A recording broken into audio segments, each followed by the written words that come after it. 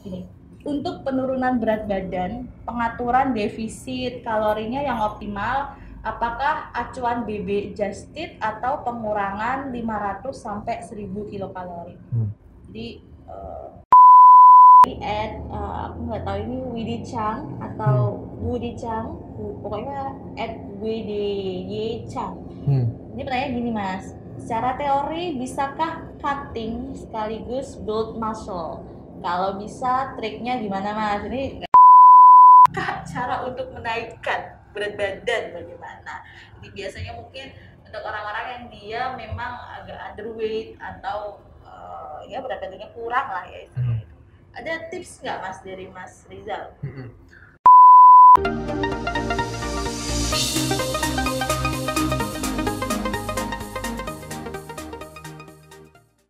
Halo sahabat Nutri Podcast, kembali lagi di episode lanjutan dari yang kemarin kita sudah ngobrol juga dengan Mas Rizal. Nah sekarang karena udah lihat belum episode yang kemarin, harusnya kalau udah lihat udah ngerti nih mana diet yang bener atau diet yang lurus ya, yang nggak belok-belok sama diet yang ala-ala. Dan pasti kalau udah lihat episode yang kemarin ya Mas Rizal ya, jadi bisa mengubah apa ya pola pikir kita atau tujuan kita dalam berdiet gitu ya. Nah kemarin Mas Rizal kita ini udah buka Q&A, banyak banget yang masuk di Instagram kita, makanya teman-teman juga ikuti Instagram kita karena kita itu nanti insya Allah akan rutin buka Q&A untuk episode-episode Nutri Podcast. Nah ini langsung aja gimana Mas Rizal, kita masuk ke pertanyaan yang sekarang. Boleh. Pertanyaan yang pertama ini kayaknya yang nanya Ali Gizi nih mas. Ini dari @b.gidau. Ini temennya Wadidau. Dia pertanyaannya gini mas, agak susah nih kalau saya mau jawab nih, tapi nggak apa-apa kan ada ahlinya. Gini, untuk penurunan berat badan, pengaturan defisit kalorinya yang optimal, apakah acuan BB Just Eat atau pengurangan 500 sampai 1000 kilokalori? Jadi yang dipakai gitu ya mungkin ya BB Just Eat. BB Just Eat itu mungkin BB ideal ya. Mungkin kok dia berat badannya 120 kilo, idealnya dan dipakai 60, ideal 60 atau pengurangan langsung, pengurangan 500 sampai 1000 kilokalori. Gimana nih mas? Oke, jadi sebenarnya pendekatan ini bisa dipakai dua-duanya mbak. Tergantung kita mau memakai pendekatan yang mana dan tergantung kliennya itu pengennya seperti apa. Nah kalau misalkan kliennya memang pendekatannya saya pengen turun lebih cepat gitu, mungkin bisa dipakai langsung BB ideal. Jadi misalkan kalau 120 kilo berat badannya ya, kebutuhan kalorinya misalkan 5.000, kemudian dia pengen langsung ke 60 kilo idealnya, kemudian langsung dipangkas berarti misalkan kalorinya 1.500 gitu kan. Itu bisa juga kalau misalkan dia cepat. Tapi negatifnya adalah apakah nanti setelah diet itu programnya selesai, dia itu potensi kembali lagi ke pola makan sebelumnya yang makannya banyak itu bisa diatasi nggak? Karena biasanya kan diet ini bukan hanya terkait ketika program itu bisa turun, tapi apakah setelah program itu dia nggak naik lagi, rebound lagi. Karena biasanya orang itu hanya serius ketika berat badan turun karena lagi program, tapi setelah program selesai dia merasa bebas ya, sekali sudah program saya boleh makan ini itu, akhirnya berat badan kembali lagi ke seperti semula. Nah itu kalau kontranya. Nah kalau misalkan yang kedua adalah pakai kebutuhan ya, kemudian dikurangi 500 sampai 1000. Ini bisa dilakukan, tapi biasanya nanti hasilnya nggak akan secepat yang pertama tadi. Tapi secara jangka panjang dia perubahan perilaku hidup, perubahan habit pola makan itu biasanya lebih bisa terakomodasi. Jadi kalau misalkan seiring berat badan turunnya perlahan, otomatis dia kan sedang menikmati prosesnya. Nah, harapannya ketika prosesnya itu dilakukan dalam waktu yang lebih lama, karena kan tadi berat badan turunnya juga lebih lama, maka harapannya prosesnya itu bisa jadi habit dia dalam sehari-hari. Nah, kemudian berapa sih pengurangan kalori dari misalkan berat badan yang dia 120 tadi, yang ideal? Itu memang biasanya 500 kilokalori ya untuk pengurangannya ya, yang biasanya teorinya ya. Tapi selain menggunakan 500 kalori, angka 500 kalori. Kenapa 500 kilokalori? Karena 1 kilogram lemak itu kan teorinya ya, 1 kilogram lemak itu kan sekitar 9.000 kilokalori. Nah kalau misalkan seharinya dikurangi 500 dikali 7 berarti kan 3.500. Harapannya 7 itu dari mana terus? 1 minggu, 1 minggu. Oh, Nah, ya, dalam jadi 1 minggu. 1 minggu kan Oke. berarti dikurangi 3.500. Berarti kan setengah kilo. Nah, biasanya secara teori harapannya adalah 1 minggunya turun setengah kilo dengan mengurangi 500 kilokalori itu yang sehatnya. Agar yang terjadi penurunan itu adalah lemak, bukan otot. Karena kalau terlalu cepat pasti yang turun otot, yang turun air, bukan lemak pada tujuan kita lemak. Nah, selain pakai 500 kilokalori itu, biasanya saya pakai perhitungan persen, Mbak. Jadi biasanya 20-30% dari kebutuhan kalori dia. Misalkan kebutuhan kalorinya dia 3.000 kilokalori, itu bisa dikurangi 20-30% dari 3.000. Kenapa pakai persen? Karena misalkan nih kebutuhan dia sudah 1.500. Ya, ini agak matematik banget ya. Iya, ada papa tulis. Jadi misalkan 1.500, kalau langsung dikurangi 500 kilokalori, maka kebutuhan dia makan sehari hanya 1.000 kilokalori. Itu termasuk sangat rendah untuk ukuran orang dewasa ya. Nah, tapi kalau misalkan pakai persentase, itu turunnya lebih masuk akal gitu. Misalkan dikurangi 30%, berarti dikurangin misalkan sekitar 450. ya, atau 450 ya. Jadi masih 1.150. Jadi masih lebih tinggi dibandingkan dengan yang Langsung tadi ya. 500 Jadi gitu. 500 lebih drastis. Jadi itu. Dan kembali lagi ke pertanyaan, jadi pakai yang mana? Bisa pakai dua-duanya, tergantung pendekatan kita mau pakai cara yang cepat atau mau pakai yang lebih menikmati prosesnya, dan juga tergantung dari kebutuhan klien kita seperti apa, dengan pro kontra yang tadi kita bahas tadi. Jadi ada plus minus. Terus kita juga berarti kalau misalnya ini kayaknya ahli gizi ya Mbak Gido ini, tergantung juga sama kliennya kali ya Mas. Iya. Kliennya mau cepet atau saya tadi yang kita obrol curian tadi Mas di depan, mungkin ada beberapa orang yang dia itu mungkin pengen cepet mau nikah atau mau apa gitu ya, yang kebayanya takut nggak cukup gitu. Bisa. Kalau dia komit berhasil, bisa nggak sih Mas kayak gitu? Cuma kita harus pastikan bahwa biasanya tadi jangka panjangnya itu harus benar-benar kita kita perhatikan apakah dia bisa mempertahankan setelah program itu, masih bisa itu enggak. Makanya kita sebagai ahli gizi kan juga ada yang namanya MONEV ya, monitoring evaluasi. Jadi selama berkelanjutan selama program atau bahkan setelah program selesai, kita juga harus sekali-kali follow up seperti apa. Kita lihat ahli gizi yang bagus seperti itu ya harusnya. Kalau 1.000 kilokalori ini kan dia pertanyaannya 500 sampai 1.000 kilokalori. Kalau kita misalnya ada klien kita potong 1.000 kilokalori itu menurut Mas Rizal itu agak ekstrim nggak, atau cukup 500 deh? Ya, kalau pengalaman saya sih agak ekstrim ya. Karena apalagi kalau misalkan orang yang mengalami overweight atau obesitas, biasanya kan memang pola makannya banyak banget ya. Tiba-tiba dipotong langsung drastis gitu, biasanya dia akan merasakan hal yang berbeda dari kehidupannya. Kayak ada yang kurang gitu ya, makannya kurang, akhirnya dia lemas, kemudian mungkin jadi kurang produktif, kurang berenergi karena dia merasa kok ada yang kurang gitu di hidupnya. Terus nggak mau balik lagi akhirnya. Iya, saya nggak mau konsul lagi karena disiksa. Kecuali memang tadi permintaannya memang pengen turun cepet ya atau apa. Jadi tergantung kita seninya kan di situ, pendekatannya kita ke klien seperti apa. Oke, jadi kayaknya udah terjawab secara komprehensif nih ya Mas Rizal pertanyaan pertama. Kita lanjut ke pertanyaan yang kedua dari @razana_fitriani. Katanya gini nih Mas, ada yang bilang diet dengan menurunkan insulin di dalam tubuh dengan cara menghindari makanan atau minuman yang men-trigger insulin tidak kuat penelitiannya. Berarti agak diragukan gitu ya. Apakah benar katanya gitu Mas? Saya penelitian, kalau yang saya baca ini benar. Jadi yang pertama ada teori yang mengatakan, biasanya teori ini dianut oleh teman-teman yang menganut diet rendah karbohidrat ya.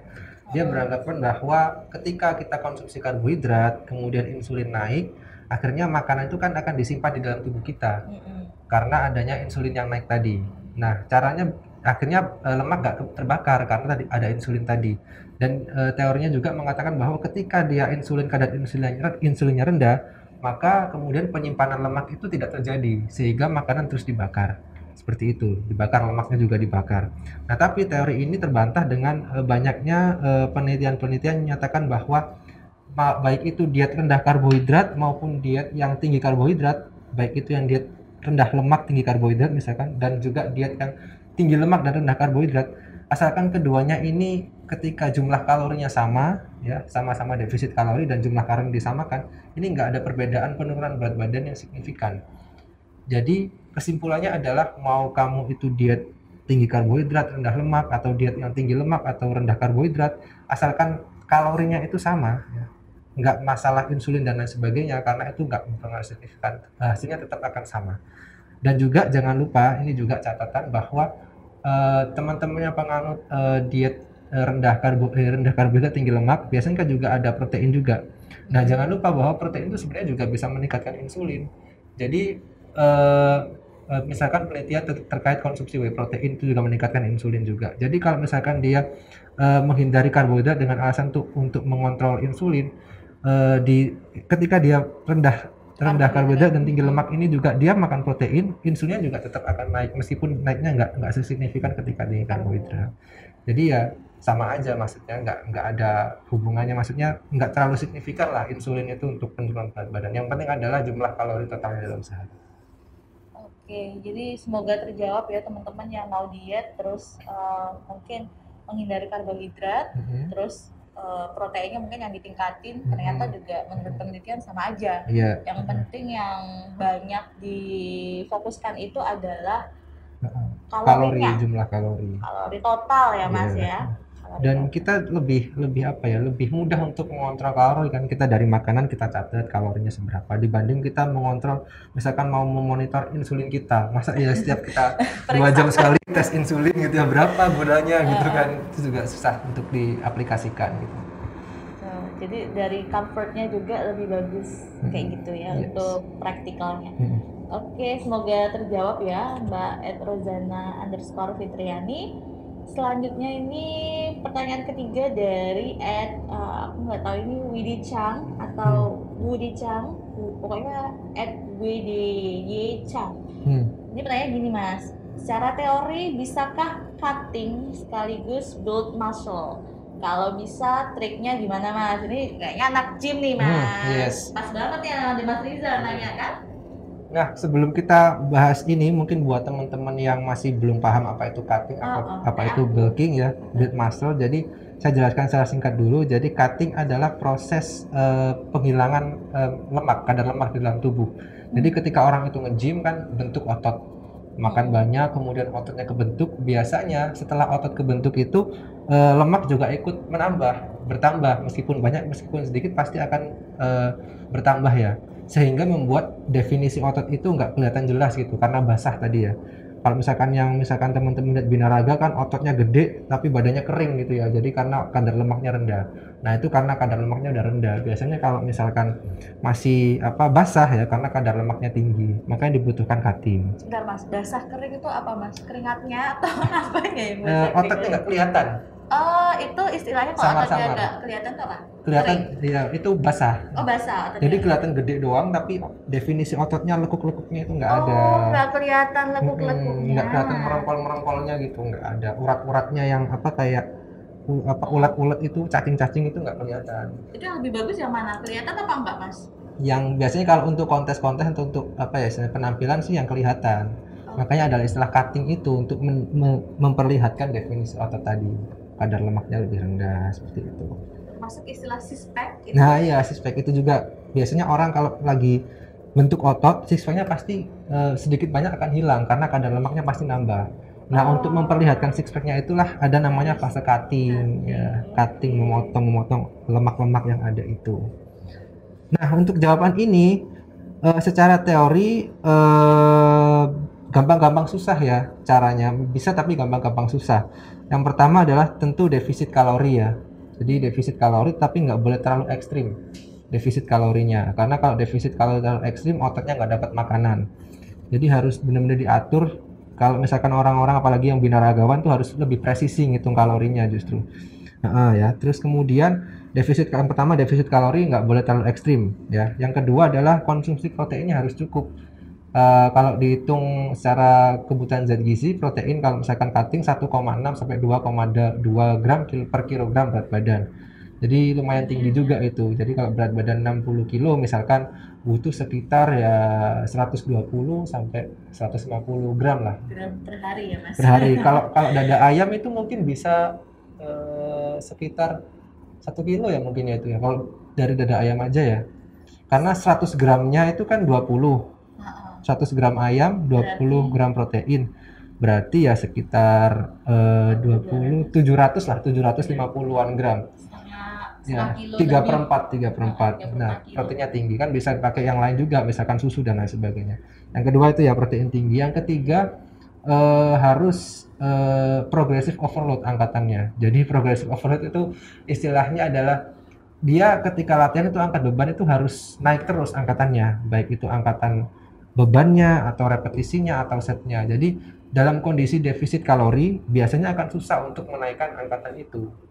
Tapi Karena untuk lemas. iya, karena kan nggak ada tenaga, nggak ada energi karena kurang. Biasanya kalau orang build muscle itu asupan kalorinya pasti lebih tinggi, surplus, maintenance bahkan surplus, sehingga dia ada tenaga untuk ngangkat. Nah, kalau kondisi cutting, ya biasanya angkatan akan turun. Nah, tapi kalau mau build muscle juga angkatannya harus naik karena untuk menstimulasi otot itu. Makanya tadi Mas Rizal bilang Gampang-gampang susah, kan harus itu. Biasanya kalau cutting akan lebih mudah untuk berusaha mempertahankan otot daripada harus build muscle nambah otot ya. Kalau mempertahankan otot mungkin poin 1 dan 2 ini aja yang harus terpenuhi. Jadi 1 ini defisit kalori tapi nggak boleh terlalu ekstrim. Yang kedua memastikan konsumsi proteinnya cukup sehingga memastikan bahwa yang turun ini dari lemaknya bukan ototnya karena ototnya dapat makanan. Kalau progressive overload tadi harus benar-benar angkatannya harus benar-benar harus nambah setiap hari. Sedangkan kita dalam kondisi yang kekurangan asupan makanan kadang gampang-gampang susah. Ternyata susah ya jadi binaraga Mas ya. Berarti salut sih sama binaraga. Binaraga itu olahraga yang memang nggak membutuhkan fisik tapi banyak orang mengatakan dia butuh konsisten, dedikasi, komitmen yang tinggi ya. Juga ya. Kalau makan di luar gitu kadang-kadang hanya bisa menelan ludah gitu ya karena lagi diet untuk cutting tadi itu. Benar-benar konsistennya kita harus salut. Kita belajar dari disiplinnya binaraga juga di sini. Itu nanti bisa sukses dalam berapa jangka waktu sih Mas? Biasanya cutting ya. Untuk cutting biasanya sih ada banyak istilah ya, ada yang mini cutting, ada yang cutting. Biasanya mini cutting mungkin 1 bulan. Tapi kalau normalnya 3 sampai 6 bulan kalau cutting. Jadi selama mungkin 6 sampai 9 bulan itu biasanya bentuk otot ya untuk persiapan pertandingan. Terus 3 bulan mendekati kompetisi biasanya mulai cutting untuk mendefinisikan ototnya itu. Jadi siklusnya gitu. Gini ya Mas. Mas Rizal ini ototnya coba Mas. Tapi nggak cutting ini, nggak cutting. Ini apa nih? Makannya martabak terus. Berarti build. Bukan juga. Nggak tahu buildnya build muscle apa lemaknya yang. Tapi biasanya akan kelihatan di daerah mana Mas kalau udah mulai dalam tahapan build muscle ini? Build muscle? Biasanya kelihatan sih semua bagian ya, baik itu dada, kemudian punggung ya, bicep, tricep juga. Oh gitu. Jadi memang lebih kelihatan gitu. Iya, menarik banget ya. Oke. Nanti kayaknya kita adakan lagi ya sesi gizi olahraga. Boleh. Khusus ya Mas ya. Karena pembahasannya akan lebih panjang lagi. Iya, kalau dijawab ini belum nanya mini cutting. Nggak cukup waktunya. Bener. Ini kalau gitu kita lanjut dulu Mas. Pertanyaannya @anna.rosida. Nah ini kalau biasanya orang cenderung nanya-nanya bagaimana cara menurunkan BB atau berat badan. Ini pertanyaannya adalah cara untuk menaikkan berat badan bagaimana. Ini biasanya mungkin untuk orang-orang yang dia memang agak underweight atau ya berat badannya kurang lah ya istilahnya. Ada tips nggak Mas dari Mas Rizal? Secara sederhana ya, kalau mau dibilang tips sederhana ya makanya harus lebih banyak daripada yang dikeluarkan gitu ya. Tapi kan makan banyak dari yang dikeluarkan itu kan nggak sederhana itu, karena kadang orang makan itu tergantung pas lapar, tergantung mood dan lain sebagainya. Jadi kalau secara teori seperti itu, tetapi kadang-kadang perlu tambahan tips-tips yang lain. Jadi ya tips yang berikutnya adalah tidurnya harus cukup ya, karena kalau tidurnya nggak cukup biasanya akhirnya penyerapan zat gizi juga kurang bagus. Kemudian yang ketiga yang paling penting nih, biasanya orang-orang kurus ini kalau boleh saya katakan sih punya tipikal lebih sulit untuk menyimpan lemak ya di dalam tubuhnya. Meskipun ada beberapa yang skinny fat, maksudnya kurus tapi kelihatan jemblung gitu ya perutnya karena lemaknya tinggi. Tapi berarti dia itu lebih susah untuk menaikkan berat badan dari kadar lemak. Sehingga yang diperlukan adalah dia harus menaikkan berat badan dari komponen yang lain. Bukan lemak berarti. Berarti adalah strategi. mengubah strategi, bukan menaikkan berat badan saja. Tadi kita bahas di podcast yang sebelumnya bahwa kan tadi ada yang berat badan tuh ada yang otot, ada yang lemak, ada yang air. Jadi kalau misalkan naik berat badan itu susah karena mungkin susah nyimpan lemak, berarti harus ditambah dari ototnya. Nah, cara nambah otot gimana? Ya harus tadi balik lagi olahraga. Olahraganya yang seperti apa? Olahraganya seperti pembebanan tubuh, jadi pembentukan otot. Bukan berarti kemudian pembentukan otot itu harus di gym ya, harus yang fitness kayak binaraga gitu, enggak. Teman-teman yang mungkin masih takut ke gym atau nggak punya waktu juga bisa pembebanan otot ya. Ya corona bentuk otot di rumah juga bisa. Jadi olahraga-olahraga seperti push up, sit up, pembebanan tubuh ya, misalkan squat, lunges, yang gerakan-gerakan pokoknya bukan yang jogging-jogging aja, tapi ada gerakan-gerakan tuh biasanya efektif untuk menambah otot. Ditambah dengan pola makan tadi, makannya harus banyak dan teratur. Jadi 2, makan banyak, enggak sih, enggak 2 ya, harus makan banyak, istirahat teratur, istirahat cukup juga, terus olahraga. Biasanya orang-orang yang kurus itu ya, yang maksudnya nggak bisa naik berat badan, lupa dengan yang ketiga tadi, olahraga. Dia cuma fokus makan banyak ya, tapi yang dimakan cuma nasi, misalkan nasinya dibanyakin, padahal kita tahu kalori nasi itu kan nggak banyak-banyak banget ya sebenarnya. Setiap 100 gramnya cuma 160-an ya. Kalau misalkan makan 300 gram aja masih 300-an lah, 400-an. Padahal kalorinya dia banyak ya. Jadi kadang-kadang tadi fokus makan banyaknya ini bukan dari segi volumenya saja, tapi juga kuantitas kalorinya juga harus diatur. Kemudian lagi yang terakhir tadi, orang sering lupa dengan olahraganya. Jadi fokus makan banyak aja, tapi nggak bentuk otot ya. Jadi kebuang lagi.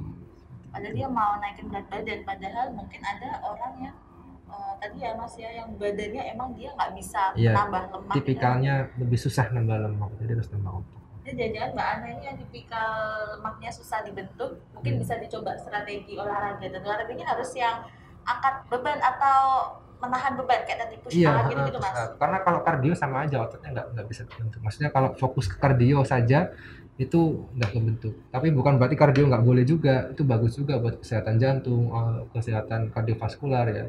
Tapi kan fokus kita mau naik berat badan, jadi harus ditambah dengan olahraga yang sifatnya pembebanan pada otot.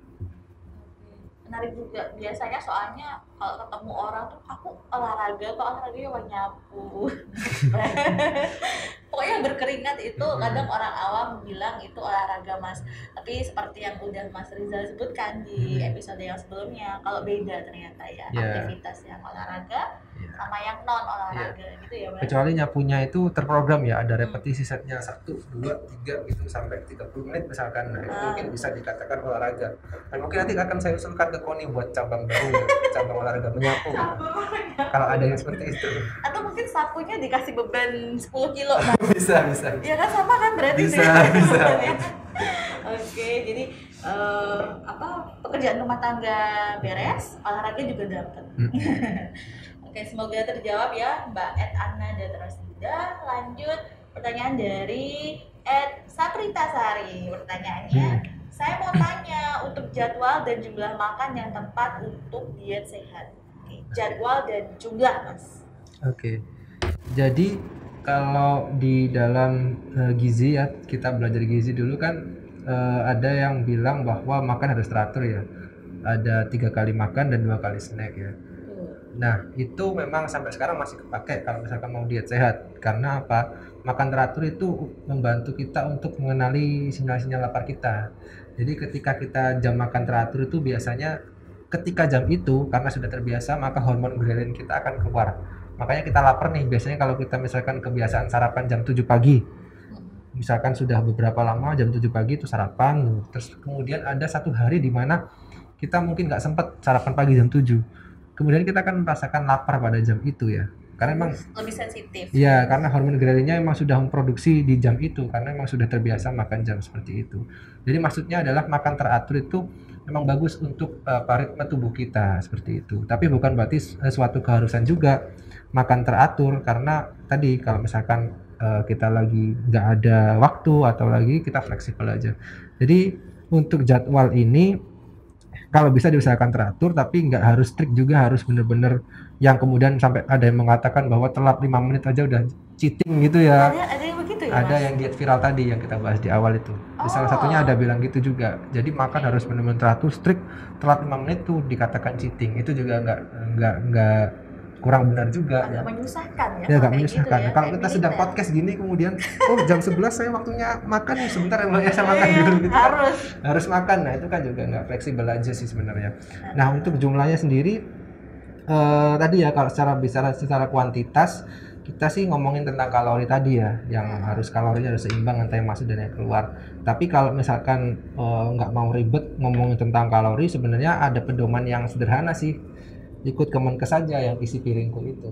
Jadi setiap kali makan piringnya bulat ya, dibagi menjadi dua, kemudian yang setengah ini isinya protein dan karbohidrat ya, sepertiga dan 2/3, kemudian sayur dan buah. Buat teman-teman mungkin kalau penjelasan saya tentang isi piringku ini kurang nggak ada visualnya, teman-teman bisa cari juga di Google gambar pedoman isi piringku, piring makanku itu sudah keluar. Jadi kalau jumlah makan terkait porsi sih biasanya saya anjurkan itu atau pedoman piring T sih. Piring T. Piring T itu berarti setengahnya Sayur, sayur sama kemudian yang sini seperempatnya karbo dan protein. Jadi teman-teman isi piringku dan pedoman piring T itu porsi yang bisa dipakai untuk semua kalangan lah, masyarakat umum secara general ya. Kalau misalkan dia nggak punya kondisi kesehatan tertentu, terkait jumlah sih itu sih.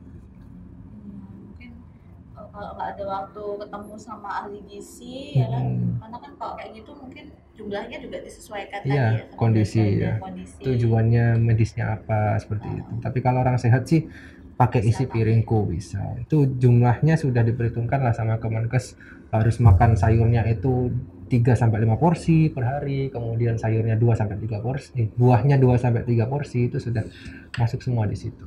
Ya kalau perlu piring gambarnya dibawa kemana-mana, terus kalau kita mau makan kita plotkan ya begitu. Atau Ini mungkin gampang kok ada kayaknya Mas.